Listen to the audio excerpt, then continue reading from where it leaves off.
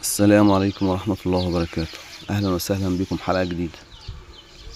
وأنا كنت طالع بالغنم في حتة جنب البيت كده، كان فيها حلبة، مزرعة حلبة، مكان حلبة يعني. فنزلت إن الصحابة خلصوه، فبص لقيت النعجة دي نايمة كده، دي اللي هي جاية جديد، فمعرفش نايمة ليه، فرحت قومتها.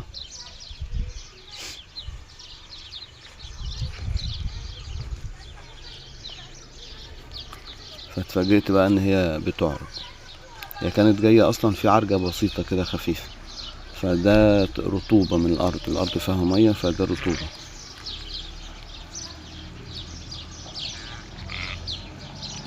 فقلت لازم نعمل حملة نظافة بقى، ننضف المكان.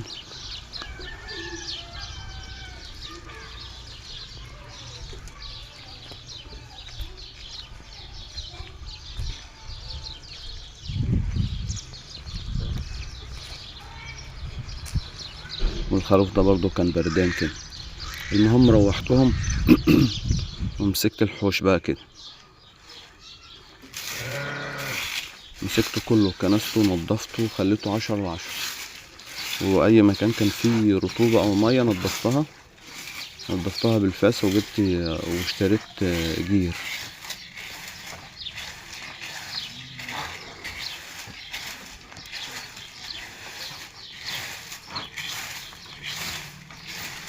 لان المية دي بتعمل مشاكل جامدة. انا كان سبب مشاكل، كنت مربي برضه قبل كده غنم، كان عندي تقريبا 20 واحد.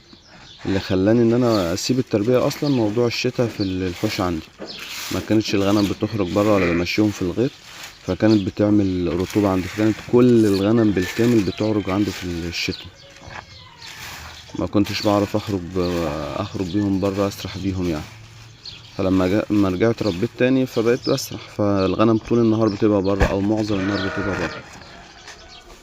فعشان كده الحوش حلو شوية. انما المرة اللي فاتت، في الايام اللي فاتت، كانت الحوش بيبقى زي الزفت. ده حلو، بيسحب الرطوبة من ضوافر الغنم.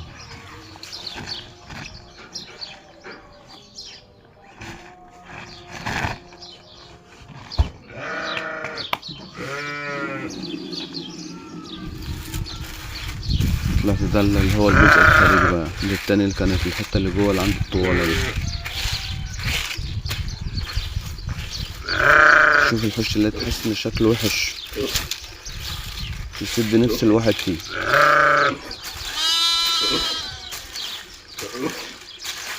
لكن الحاجة لما بتتنضف بيبقى شكلها 10/10 بصراحة، بتبقى شكلها حلو.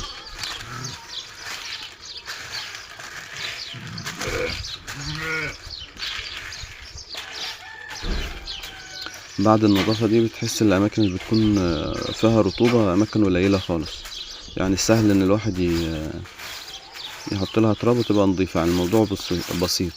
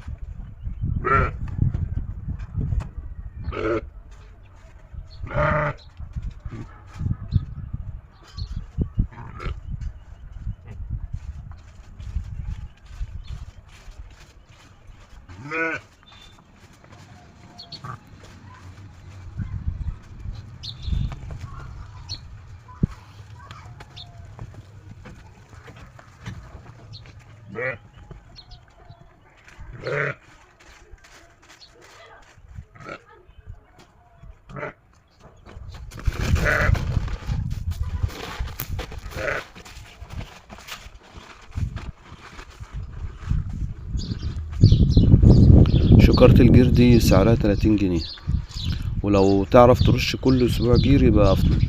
هو الجير كله ايجابيات، ملوش سلبيات خالص. بحافظ على ضوافر الغنم، بينضف المكان. حتى لما باجي اكنس الحوش بعد كده، الارض بتتكنس معاه بسهولة، بتكون نظيفة. فهو حلو. 30 جنيه كل اسبوع مش فلوس اصلا. فان شاء الله احنا هنداوم على الجير ده. كل فترة هنشتري، كل اسبوع ان شاء الله هنشتري شكارة وننضف الارضية كده ونحط الجير. وهنشتري ان شاء الله بودرة اللي هي بتاعت الحشرات، اللي هي بتاعت الامل والبراغيث والكلام ده، نحطها معاهم بالمرة. هنا دي النعجة اللي كانت بتعرق في الغيط. جبت المقص ونضفت الضوافر بتاعتها، قصيتها ونضفتها، لقيت الحوافر حلوة مفيهاش حاجة. بس المشكلة بقى الكاميرا كانت واطية شوية وما جاتش التصوير، فاعذرونا أنا لسه بتعلم تصوير يعني.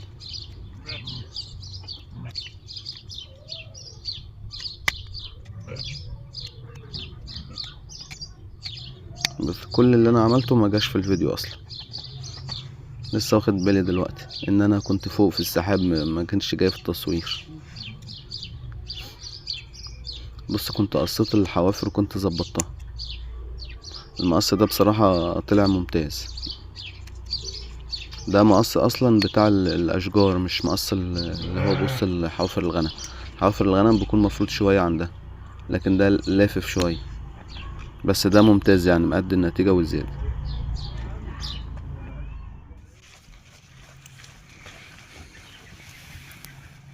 دي النعجة الجديدة، فاختاروا لنا اسم ليها. دي اللي هي عشر 3 شهور، واللي ورا ديت جديدة برضو. فكده الاتنين دول جداد، اختاروا اسم ليها. دي بكرية لسه اول بطن، بس ما ينفعش نسميها البكرية عشان كان عندنا واحدة اسمها بكرية الله يرحمها وماتت. لا اتباعت جالها دوار واتباعت.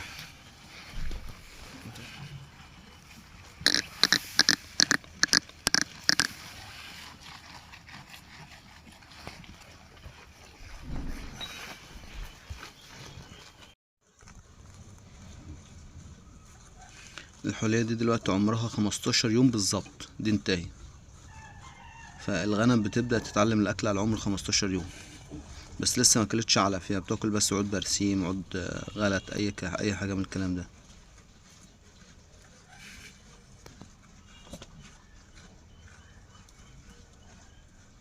هي دي عمرها 15 يوم بالظبط.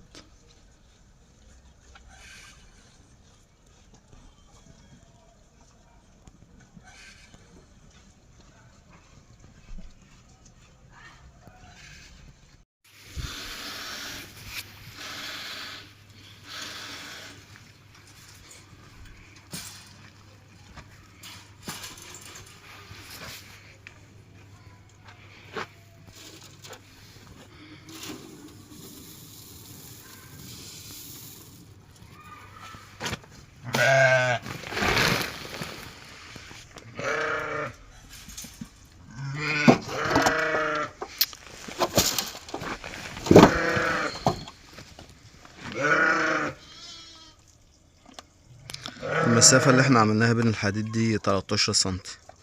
المسافة دي طلعت صغيرة، يعني انا هكمل المسافة السلك التانية دي، المسافة دي كلها كده هكملها حديد برضو نفس القصة، بس هخلي المسافة 15 سنتي او 14 سنتي، لان الخروف ده ما بيكون شبعان وهو داخل وهو خارج بيتحشر فيها. فالمسافة اللي هي بين الحديد ده 13 سنتي، طلعت صغيرة شوية على الغنم.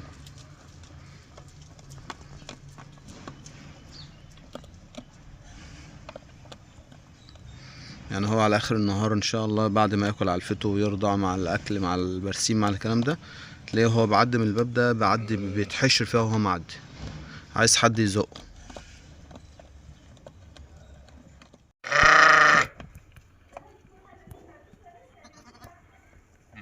بس ده لسه مولود صغير، عمره تقريبا 4 ايام ولا 3 ايام.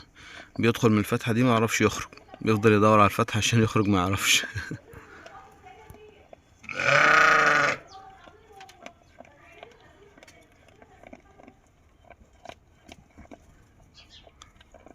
امه بتنادي عليه فهو بيحاول يدخل ما بيعرفش.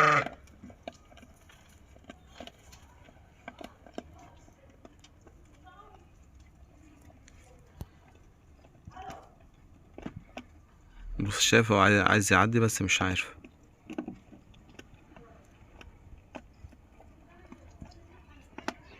ها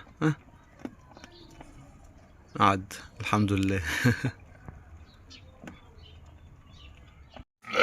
المشكلة التانية برضو الواحد خايف يوسع يخليهم 15 سنتي. الغنم زي دي بتدخل راسها بس كتفها بصد في الحديد، ممكن ال15 سنتي يعدوا الحديد. فلو حد عنده خلفية المسافة دي بتكون كام سنتي بالظبط يعرفنا. واحدة زي الغنم لسه جاية جديدة، النعجة اللي جاية جديد دي ممكن تعدي لو 15 سنتي. فلو حد عنده خلفية المسافة دي بتكون كام سنتي بالظبط يعرفنا. صباح الخير. هي الأرض دي كانت مزروعة كزبرة اللي هي دي، والكزبرة دي طبعا بسبب البرد لو خدتوا بالكم لونها اسود وحرقت شعطت، ده بسبب البرد. دي ما بقاش ينفع خلاص تتحش. فصاحبها اتصل عليا وقال لي تعالى خدها، بس ما ينفعش طبعا الغنم تنزل فيها، فلازم تتحش عشان توسع للفول. فانا كل يوم باجي اخد مثلا 4-5 خطوط واعبيهم في الزكيبة دي، والارض اللي جنبها فيها شبت باخد برضو منها شوية، والبرسيم اللي قدام ده برضو اخد شوية.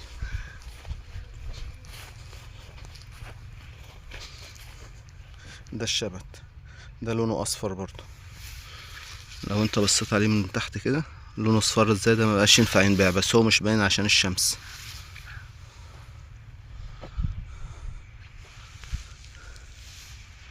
فكل يوم باجي اخد شويه، احش شويه، املى نص الزكيبه كزبره والنص التاني شبت، وباخد شويه برسيم من الناحيه التانية، واروح اطلع الغنم في الشمس، ما بخليهاش تاكل في الحوش، بطلعهم جنب البيت كده في مكان شمس وارمي لهم الاكل ياكلوا يتعشوا.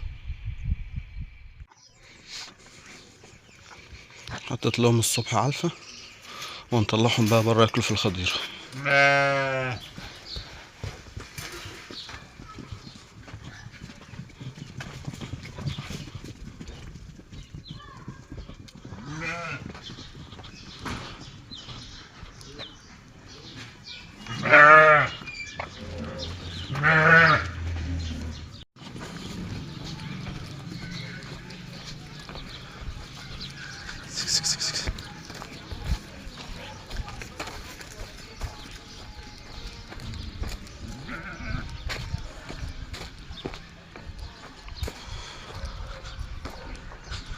بيطلعوا هنا في الحته دي في الشمس، والموتوسيكل محطوط هنا، نرمي لهم اكل ياكلوا في الشمس كده احسن من الحوش ضل.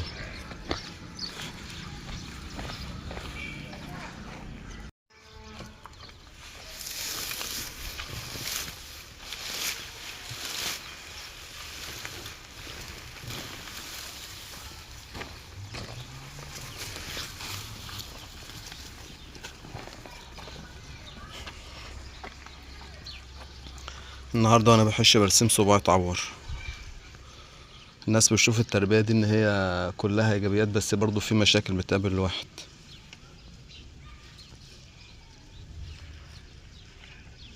الحمد لله على كل حاجة طبعا، بس تعويرة صغيرة يعني مش كبيرة.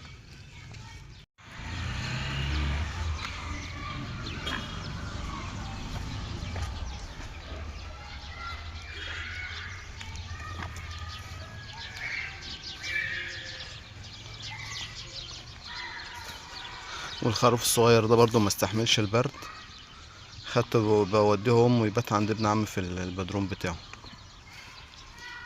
فبات يومين بس امبارح واول، فاتحسن خالص. كان الاول كمشان زي الانف بالظبط. ومن ضمن الخبرة اللي انا خدتها برضو في التربية ان الخروف الصغير ده وهو فجأة كده لقيته كمشان كده ومش راضي وما برضعش والكلام ده.